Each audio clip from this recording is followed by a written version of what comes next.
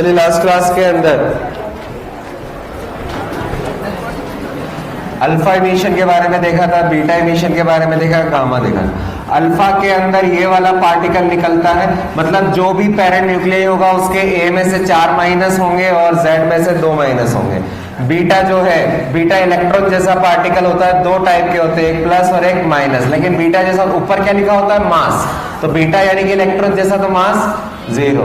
तो या तो नेगेटिव बीटा होगा या फिर पॉजिटिव बीटा होगा। अच्छा, जब ये निकलेंगे तो पार्टिकल जो भी पेरेंट न्यूक्लियस होगा उसमें मास में कोई चेंज नहीं आएगा, और मास में कोई चेंज नहीं आएगा तो कौन से, आइसोबार। अच्छा, यहां पर इस वाले में एक माइनस हो गया, एक नेगेटिव वाला निकल गया, तो ज्यादा क्या हो जाएगी चीजें, पॉजिटिव। तो जो पेरेंट न्यूक्लियस होगा उसमें पॉजिटिव वाली चीज बढ़ जाएगी। अच्छा, पॉजिटिव वाला निकलेगा तो नेगेटिव वाला बढ़ जाएगा, तो यहाँ पर Z में ये वाला आ जाएगा डॉटर न्यूक्लियस में। गामा कब निकलता है, हमेशा अल्फा और बीटा के इमिशन के बाद में हमेशा गामा निकलता है। क्यों? क्योंकि जो पेरेंट न्यूक्लियस के बाद में जो डॉटर न्यूक्लियस होगा उसका न्यूक्लियस, उसके न्यूक्लियस एक्साइटेड स्टेट में चले जाते हैं। एक्साइटेड स्टेट में चले गए यानी कि एनर्जी बढ़ी हुई है, और अगर एनर्जी बढ़ी हुई है तो कुछ ना कुछ एनर्जी निकाल कर ही उसको ग्राउंड स्टेट में लाया जा सकता है। और फोटोन, गामा का एक फोटोन होता है, EM वेव, वो एनर्जी ही तो है। तो वो सारी चीजें होती है। चलिए क्वेश्चन से स्टार्ट करते हैं। हमारे पास में पहला क्वेश्चन आ रहा है, बहुत बेसिक लेवल के क्वेश्चंस होते हैं। मैंने बोला था कि ये पहले आए हुए भी है। मान लीजिए हमारे पास में एक x है जिसमें ये 234 और यहाँ पर है 90, इसमें से 3 अल्फा पार्टिकल बन गए, निकल गए, तो y क्या बनेगा? y के लिए चीजें बताओ जल्दी जल्दी, क्या होने वाला है? अच्छा, यहां से एक अल्फा में कितना a कम होता है? 4, तो 3 में 12, तो 12 कम करो इसमें से 220। यहां पर एक में z कितना कम होता है? 2, तो 3 में 6, 84। ऐसे फर्जी क्वेश्चन देखने को मिलते हैं, लेकिन ये तो हम बस स्टार्ट कर रहे हैं, चीजें अभी और भी आनी है। अच्छा, एक चीज और बोली थी मैंने, क्योंकि वो काम की चीज है। बीटा 2 तरह के होते हैं, कुछ नहीं बोला तो नेगेटिव वाला ना, इलेक्ट्रॉन जैसा है तो फिर इलेक्ट्रॉन जैसा ही बिहेव करवाना है, नेगेटिव वाला। नेक्स्ट क्वेश्चन है, मान लीजिए हमारे पास में ये x है, ये a है, ये z है, यहां से एक बीटा पार्टिकल निकला, फिर उसके बाद में एक अल्फा निकला, फिर उसके बाद में एक बीटा पॉजिटिव निकला, फिर उसके बाद में एक बीटा नेगेटिव निकला और y बना, तो यहाँ क्या क्या आएगा?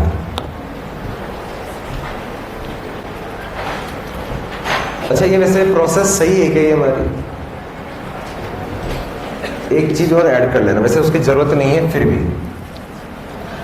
यार हमने सीधा बना दिया। वहां पर एक चीज और निकलनी चाहिए थी, क्या?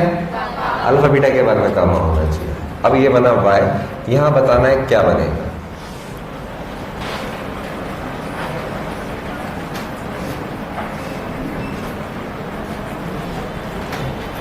करते जाओ, प्रैक्टिस है।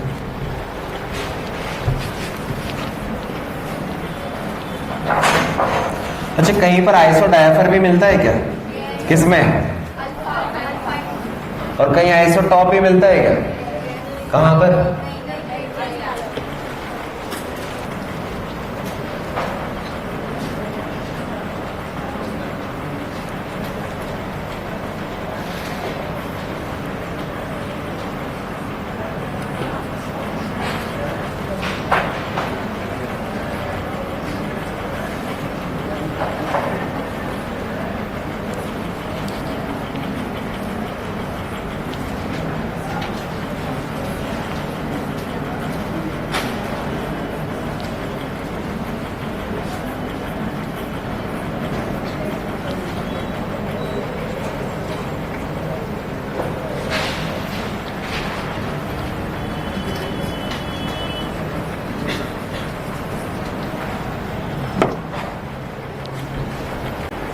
इसका आंसर है, करते जाओ बस। बीटा मतलब इलेक्ट्रॉन जैसा, और इलेक्ट्रॉन जैसा तो मास में कोई चेंज, तो यहाँ ए का ए ही रहेगा।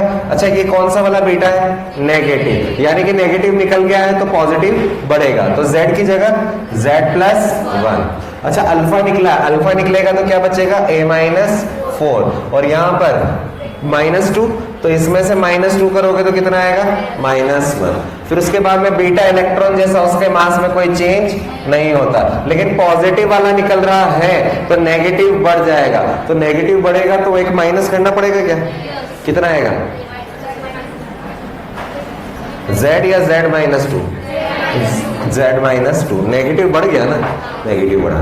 उसके बाद में बीटा मास में कोई चेंज नहीं, लेकिन नेगेटिव वाला निकल रहा है तो पॉजिटिव बढ़ेगा, और पॉजिटिव बढ़ेगा यानी कि +1 आएगा।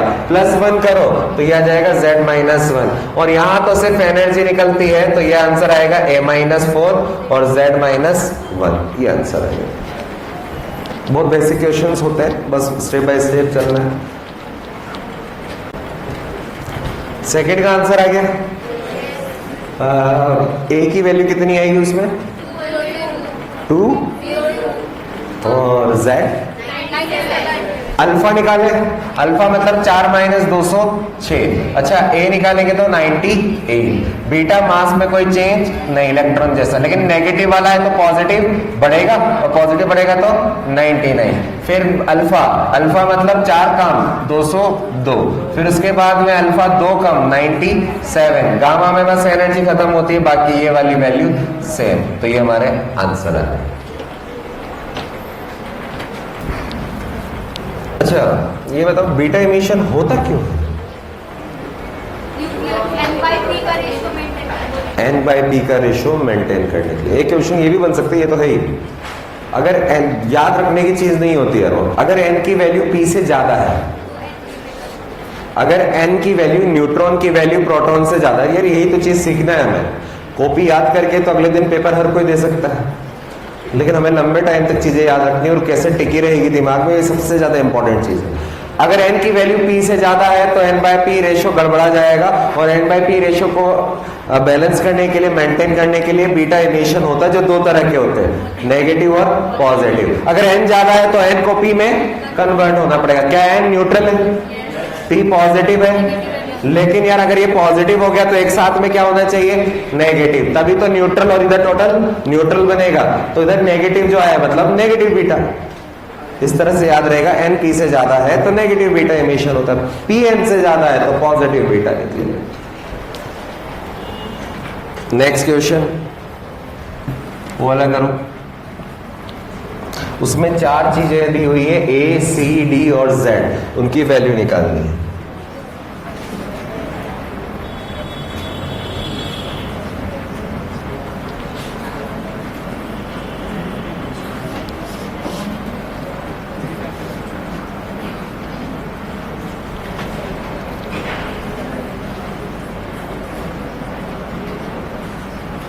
क्योंकि पेपर के अंदर भी तुम्हें सारे क्वेश्चन एक साथ ही दिखेंगे। ऐसा नहीं कि एक क्वेश्चन कर लोगे और बोला जाएगा कि 10 मिनट वेट इंतजार कर लो, फिर एक के बाद एक क्वेश्चंस करने होते हैं पेपर में।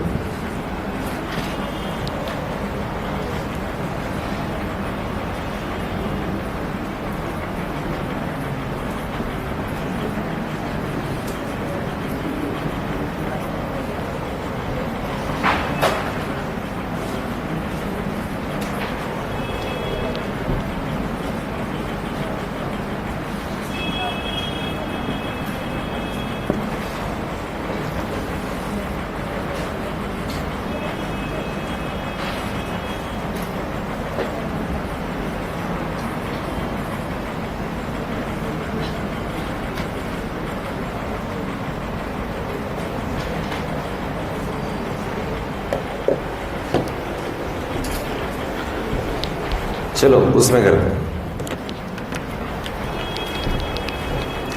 ए की वैल्यू कितनी आई? ए 21, मैं लिख रहा हूं, मैं भरोसा करके। सी की वैल्यू 90, डी की वैल्यू डी, और जेड की वैल्यू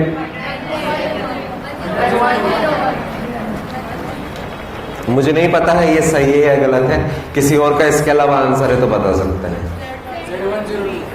Z102 3 A196 देखते हैं, मत नहीं, और कोई भी हो तो देख लेना क्या करना है। कैसे स्टार्ट करें? सबसे पहले यार बीटा यहां से वैल्यू पता है, अल्फा निकलेगा तो कितना आएगा? 21 से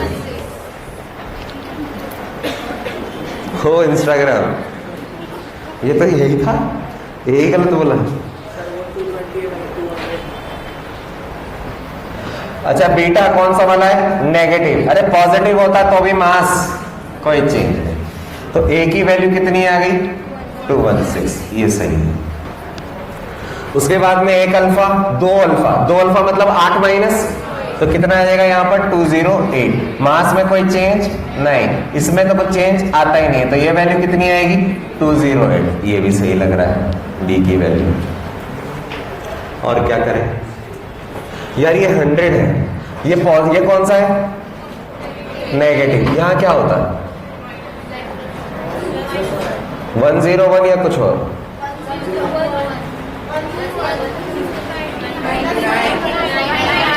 अगर 99 होता तो नेगेटिव पार्टिकल निकलने पर पॉजिटिव बढ़ते, तो बढ़ गया एक, यानी कि ये क्या आने वाला है? 99। ये 99 है, अल्फा 2 कम होकर ये बना होगा, तो यहाँ आएगा 101। तो 101 से 2 कम हुआ 99, 99 से नेगेटिव निकला तो एक बढ़ गया 100। अच्छा ये 100 आ गया। अच्छा इसमें 2 कम होगा, इसमें 2 कम होगा, तो यहाँ कितना बचेगा? 96। नेगेटिव वाला निकल गया है तो पॉजिटिव बढ़ेगा, ये कितना आएगा? 97। सारे सही हो गए मेरे ख्याल से। अगला क्वेश्चन, स्पीड बढ़नी चाहिए, मैथ है सिंपल। ये भी आ गया, हो गया कितना? 8 और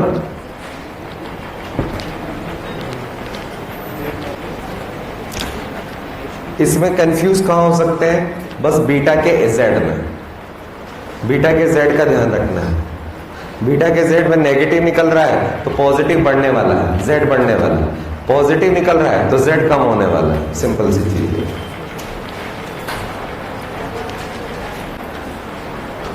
चलो ए की वैल्यू बताओ इधर, इस वाले में ए 230, सी वाला, सी कहाँ है यार? 234, डी वाला, जेड वाला 97। अरे चलो क्रॉस चेक करते हैं यार, ये ए है तो यहां पर बीटा जैसा इलेक्ट्रॉन जैसा पार्टिकल तो ए ही रहेगा, लेकिन यहां से पॉजिटिव निकल रहा है और पॉजिटिव निकल रहा है तो नेगेटिव बढ़ेगा, यानी कि क्या होने वाला है यहां पर? 99। या 99 है, अल्फा निकला तो यहां जेड की वैल्यू कितनी आने वाली है? 97। सही है भाई। यहां पर अल्फा ए है, यहां पर कितना आने वाला है? A-4। तो सी की वैल्यू क्या आई? A-4। अभी देख लेंगे बाद में। ये 97 है, अल्फा निकला कितना आएगा? 95। अच्छा पॉजिटिव निकल रहा है तो नेगेटिव आएगा, यानी कि एक कम, ये कितना आने वाला है? 94। तो ये भी सही लग रहा है। ये 30 है तो ये भी कितना आने वाला है? 230। अरे ए में चेंज आता ही नहीं। अच्छा ये अल्फा यानी कि 4 निकल कर ये बना होगा तो ये कितना आया होगा? 4 बढ़कर, तो ये आया A-4 234, तो ए की वैल्यू 230 है। अब वो कैसे भी, मैं उल्टा चलाऊं तो मैंने कोई और तरीके से किया होगा तो भी सही है।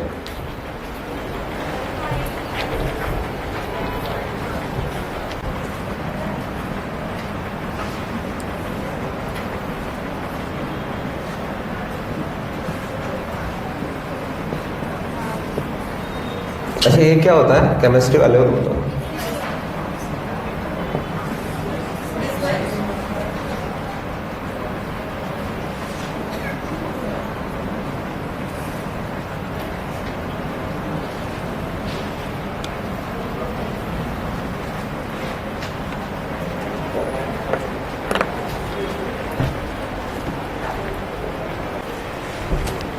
चलो यार यहाँ देखो, यहाँ कुछ नहीं दिया है, बीच में ये इनिशियल और फाइनल बता दिया, हमें पता ही नहीं। लेकिन मुझे एक 25 पता है, क्वेश्चन में बोला अल्फा और बीटा। वैसे तो ऑब्वियस सी बात है अल्फा बीटा के बाद में एक और चीज निकलने वाली है, गामा, लेकिन वो बस एनर्जी निकलती है और जे में कोई फर्क नहीं पड़ता है। अच्छा क्या इनमें से कोई चीज, अच्छा यहाँ पर ए में भी चेंज हो रहा है और जेड में भी चेंज हो रहा है, ऐसी कोई ऐसी चीज है जिसमें ए में चेंज नहीं होता है? बीटा। यहां पर ए में जो चेंज आया, कितना है में चेंज, डेल्टा ए लिख देता हूं, और सब समझने की चीजें लिखा नहीं जाता इनको। ये 238 है, ये 206 है, डिफरेंस कितना है 32। क्या 32 जो है इसका मतलब ये बोल सकता हूं क्या 8 अल्फा? लेकिन 8 अल्फा हुआ होगा तो यहां से 16 माइनस हुआ होगा, दो के हर एक में 2 के हिसाब से 60 माइनस करो। अच्छा, हमने सीधा ये 32 32 माइनस हुआ, उसमें अल्फा ही क्यों बोल दिया? क्योंकि ये ए को चेंज करने में बीटा का कोई रोल नहीं होता। अगर ए चेंज हो रहा है तो अल्फा के कारण ही होगा, बीटा तो इलेक्ट्रॉन जैसे पार्टिकल होते हैं, उन्होंने कुछ पार्ट ही नहीं लिया हुआ इसके अंदर।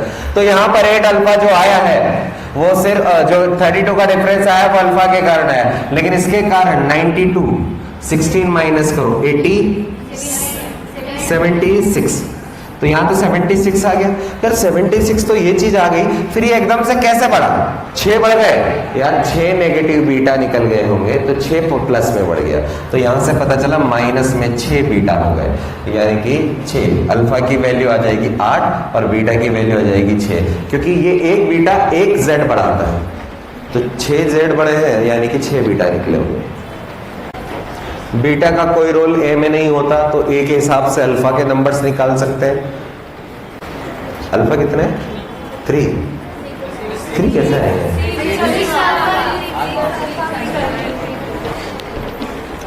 डिफरेंस कितना है 24, और इसलिए डिफरेंस के लिए रिस्पॉन्सिबल ओनली अल्फा, बीटा का कोई रोल होता ही नहीं है हमें, तो यानी कि ये तो 6 अल्फा आए होंगे, 1 का 4 तो 6 का 24, लेकिन 6 के कारण यहां से 6 into 2 ये 12 कम हुआ होगा, 12 कम तो 80, तो यार 80 से 83 कैसे बढ़ गया? 3 प्लस बढ़ गए, यानी कि नेगेटिव वाले निकले होंगे 3, तो 3 बीटा निकले हैं, तो यहां से हमारे पास में अल्फा की वैल्यू आई है 6 और बीटा की वैल्यू आई है 3।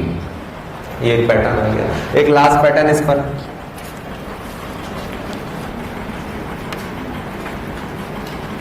फ्री के नंबर होते हैं भाई, ये तो बटरॉन नहीं है।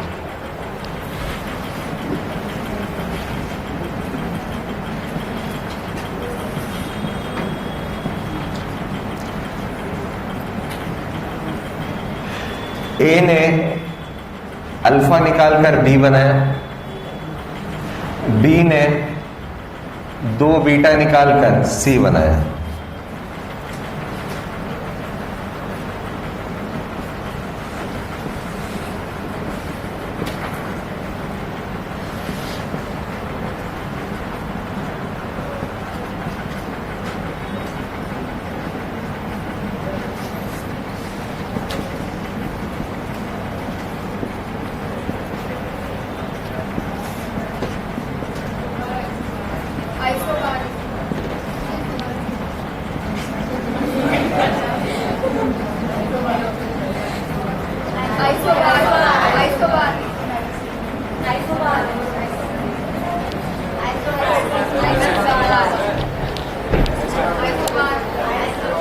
ये वर्ड मुझे बहुत पसंद है, इसलिए चिल्ला रहे थे तुम।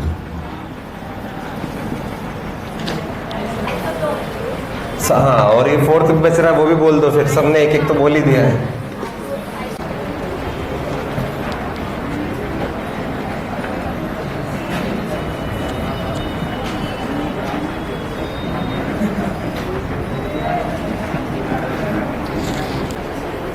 अच्छा, मान लें ये जो A है इसका एटॉमिक नंबर A है और इसका क्या मान लो Z, तो अल्फा के बाद में क्या आएगा A-4 और यहाँ पर Z-2, यानी कि ये क्या है A-4 और ये है Z-2।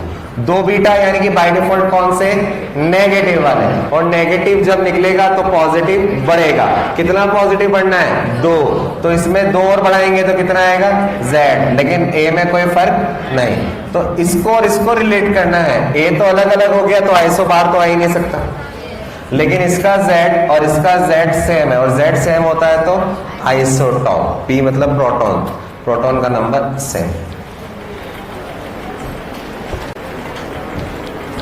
अरे क्लियर है कि प्लस माइनस वाले क्वेश्चंस बचपन वाले? ठीक है। नेक्स्ट है लॉ ऑफ रेडियो एक्टिविटी।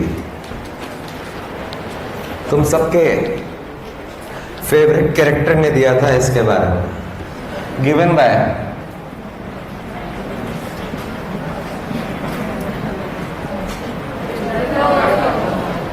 नहीं, अब आएगा फेवरेट,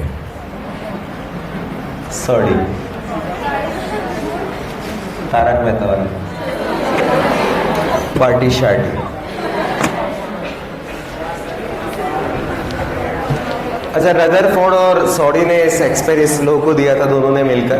क्या चीज है, बहुत इंपॉर्टेंट है, बहुत क्वेश्चंस बनते हैं। एक ही क्वेश्चन को टफ भी बनाया जा सकता है और उसका आंसर कभी निकले भी ना, ऐसा भी बनाया जा सकता है। बस वैल्यूज चेंज कर दें तो उस चीज को इजी बनाया जाता है। बस थोड़ा सा बेस पर जाना है और क्वेश्चन सॉल्व करने की टेक्निक सीखनी है। मान लीजिए हमारे पास में एक न्यूक्लियाई है। अच्छा, रेडियो एक्टिविटी पढ़ रहे हैं तो एटम से मतलब है क्या? एटम के अंदर न्यूक्लियस है, क्योंकि ये एक न्यूक्लियर प्रोसेस है। इसमें इलेक्ट्रॉन का कुछ एक्सचेंज नहीं, प्रोटॉन न्यूट्रॉन का ही जो भी काम होता है वही होता है। अगर कोई material radio active substance emit कर रहा है तो वो अनस्टेबल है या स्टेबल? तभी कर रहा है। और अनस्टेबल है इसका मतलब वो रेडियो एक्टिविटी के लिए एक्टिव है। तो जो मटेरियल, जो nuclei radio active substance emit करता है उसको हम बोलते हैं एक्टिव न्यूक्लियाई। एक्टिव मतलब वो मटेरियल निकाल रहा है, और जैसे उसने मटेरियल निकाल दिया अब वो स्टेबल बन गया तो उसको हम इनएक्टिव बोलेंगे। एक्टिव मतलब जो रेडियो एक्टिव सब्सटेंस निकालेगा वो एक्टिव न्यूक्लियाई है। लेकिन अगर मैंने एक भी सैंपल लिया, मान लीजिए यूरेनियम का छोटा सा 0.1 मिलीग्राम लिया, 0.1 मिलीग्राम के अंदर भी बहुत सारे हजारों लाखों एटम्स होंगे, और हजारों लाखों एटम में हर एक में एक एक न्यूक्लियाई होगा। तो अगर 0.1 मिलीग्राम यूरेनियम का सैंपल लिया तो मान लिया एग्जांपल के तौर पर 1 लाख एटम है, तो 1 लाख एटम के अंदर 1 लाख न्यूक्लियाई है। और अगर वो सारे के सारे, अभी मैंने स्टार्ट किया t इक्वल्स टू 0, टाइम अभी है t इक्वल्स टू 0, और वहां पर वो आप रेडियो एक्टिव मटेरियल इमिट करना स्टार्ट कर रहे हैं, तो सारे के सारे ही इमिट कर रहे हैं, यानी कि एक्टिव न्यूक्लियाई कितने हैं? 1 लाख। मान लो 1 सेकेंड बाद में 1 लाख में से 10,000 एक्टिव न्यूक्लियाई इमिट कर चुके हैं, तो 10 जो है उसने वो खत्म हो चुके हैं, 10 ने सब निकाल लिया, तो 10 जो है वो इनएक्टिव या फिर इनको बोलेंगे डीकेड, वो हो चुके हैं डीके। ये रेडियो एक्टिव निकालना, इसको हम बोलते हैं डीके होना, खत्म हो गया, डीकेड न्यूक्लियाई। अब ये बस चुपचाप बैठे हुए कि रेडियो एक्टिव मटेरियल नहीं निकालना। अब 1 लाख में से 10,000 खत्म हो गए तो 90,000 अभी भी बचे हुए हैं, ये 90 अभी भी एक्टिव है। फिर मान लो 2 सेकंड बाद में 1 सेकंड और, यानी कि t इक्वल्स टू 2 पर अब 8,000 न्यूक्लियाई और डिके हो गए, तो अब वो 18 हो गए, ये कितने हो जाएंगे? 82। धीरे धीरे ये कम होने लगेंगे, वो बढ़ने लगेंगे, लेकिन t इक्वल्स टू 0 पर सारे के सारे एक्टिव थे और डिकेड न्यूक्लियाई कितने थे? 0। और जब पूरा का पूरा चेंज हो जाएगा तो वो 1 लाख बन जाएंगे और ये 0 बन जाएंगे। ये चीज क्लियर है क्या? अच्छा, स्टार्टिंग में तुमने देखा होगा कि कोई भी चीज, जैसे खाना वगैरह हमने रखा, कोई चाय दिखी, मैंने एक बार पहले एग्जांपल दिया होगा किसी ने किसी क्लास में, चाय है गर्मा गर्म, स्टार्टिंग में धुआं निकलते हुए दिखाई देता है, धीरे धीरे धीरे धीरे खत्म, धुआं नहीं निकलता, लेकिन फिर भी थोड़ी गर्म होती है, धुआं नहीं निकलता। क्यों? क्योंकि स्टार्टिंग में चाय का टेम्परेचर ज्यादा और सराउंडिंग का टेम्परेचर वही है फिक्स। मान लो चाय का टेम्परेचर 100, सराउंडिंग का है 30, तो डिफरेंस कितना हो गया? 70।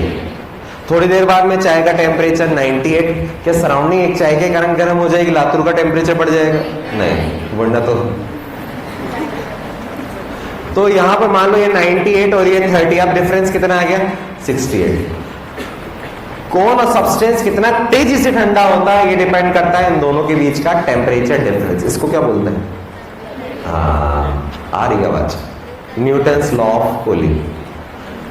Newton's law of cooling thermal जब रिवीजन करेंगे तो पढ़ लेंगे। लेकिन ये एक बॉडी का टेम्परेचर है, सराउंडिंग का टेम्परेचर, इन दोनों के बीच का डिफरेंस जितना ज्यादा होगा उतना तेजी से ठंडा होगा। इसलिए स्टार्टिंग में जब चाय रखी जाती है तो उसमें धुआं निकलते हुए दिखाई देता है, क्योंकि स्टार्टिंग में टेम्परेचर डिफरेंस ज्यादा है तो रेट ऑफ कूलिंग भी ज्यादा है। लेकिन जैसे जैसे चाय का टेम्परेचर कम होता है, सराउंडिंग अभी भी वही है, तो डिफरेंस पहले के कंपैरिजन में कम, तो रेट ऑफ कूलिंग भी कम। स्टार्टिंग में तेजी से ठंडी होती है चीजें, बाद में धीरे धीरे और बहुत स्लोली। कभी भी चाय का टेम्परेचर रूम के टेम्परेचर के बराबर नहीं आता, 15 दिन रख दो फिर भी नहीं आएगा, तुम्हें लगेगा आ गया है लेकिन नहीं आता। इनफाइनाइट टाइम लेता है कोई भी ऑब्जेक्ट सराउंडिंग के टेम्परेचर के इक्वल होने में, क्योंकि हम हाथ लगाएंगे तो हमारी बॉडी इतनी सेंसिटिव नहीं है ना कि वो 30, मान लो सराउंडिंग 30 है, 30.1 को हम जज कर पाए कि ये 30 और ये 30.1 है, हम जज नहीं कर पाएंगे। ये 30 और ये 30.05 है, हम जज नहीं कर पाएंगे। तो डिफरेंस हमेशा रहेगा। कोई भी बॉडी सराउंडिंग के टेम्परेचर के इक्वल कभी हो ही नहीं सकती है, और अगर हो गई तो उसको फिजिक्स की लैंग्वेज में एक वर्ड बोलते हैं। दो बॉडीज का टेम्परेचर इक्वल होने को क्या बोलते हैं? केमिस्ट्री में बहुत वर्ड यूज किया था ये वाला, ये नीट में भी बहुत बार आया हुआ है, जेईई मेंस में भी ये वर्ड बहुत बार आया। Thermal equilibrium. दो बॉडीज अगर थर्मल इक्विलिब्रियम पर है तो इसका मतलब टेम्परेचर सेम हो गया है, और इक्विलिब्रियम वर्ड कभी रियल लाइफ में एग्जिस्ट करता ही नहीं है। जो तुम केमिकल इक्विलिब्रियम पढ़ते हो, आयनिक इक्विलिब्रियम पढ़ते हो, वो रियल लाइफ में एग्जिस्ट करता ही नहीं है। क्योंकि तुम केमिकल इक्विलिब्रियम या आयनिक इक्विलिब्रियम पढ़ते हो तो इधर प्रोडक्ट रिएक्टेंट के बीच में 2 एरो लगाते हो कि वो इधर इधर कंटिन्यूसली चेंज होते रहते हैं, वो कंटिन्यूसली चेंज हो रहे हैं। हम किसी भी इंस्टेंट पर एग्जैक्टली रियल लाइफ के अंदर नहीं बता सकते, उसकी वैल्यू की प्रोबेबिलिटी आती है कि इस टाइम पर ये हो सकता है, लेकिन एग्जैक्ट नहीं बताया जा सकता, क्योंकि इक्विलिब्रियम, स्टेबिलिटी ये रियल लाइफ के वर्ड नहीं है, ये सिर्फ कैलकुलेशन पर्पस के लिए यूज किए जाते हैं कि हम कैलकुलेट तो कर लें कि अगर हाइपोथेटिकल हो तो क्या आएगा। वैसे ही जो हम अभी बात कर रहे हैं, क्या जैसे ठंडे होने की रेट ऑफ कूलिंग टाइम के साथ कम होती रहती है, वैसे ही स्टार्टिंग में मैंने एक एग्जांपल लिया था, जब 1 लाख एक्टिव न्यूक्लियाई थे तो 1 सेकंड में 10,000 चले गए डिकेड में। फिर मैंने अगले 1 सेकंड में कितना एग्जांपल लिया था? 8,000। फिर अगले 1 सेकंड में उससे और कम होंगे। जो रेट ऑफ डीके यानी कि डीके होने की जो रेट होती है वो टाइम के साथ डिक्रीज होती रहती है। तो इन्होंने यही वर्ड बोला था। एक स्टेटमेंट लिख दो बस। मेरी तो क्लास खराब हो गई, छोड़ो सर की क्यों खराब करें। According to it rate of decay, अरे ये मत लिख देना, ये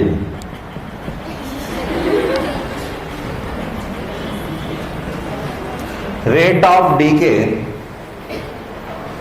और rate of disintegration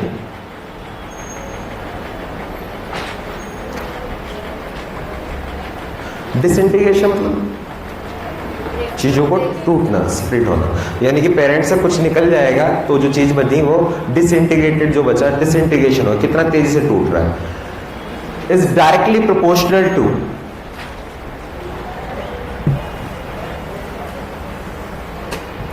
number of active nuclei present in sample.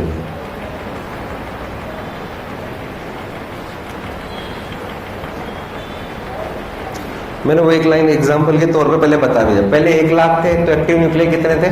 1 lakh. फिर थोड़ी देर बाद में 10 खत्म हुए तो 90, फिर 82। क्या एक्टिव न्यूक्लियाई कम हो रहे हैं? जितने एक्टिव न्यूक्लियाई सैंपल में होंगे तो रेट ऑफ डीके या रेट ऑफ डिसइंटीग्रेशन उसके प्रोपोर्शनल। पहले ज्यादा तो तेजी से होगा, फिर कम तो और कम होगा। ऑब्वियस सी बात है यार, रेट जो है उस हिसाब से डिपेंड करेगा। बाकी इस पर मैथमेटिकल पार्ट नेक्स्ट क्लास में चलेगा।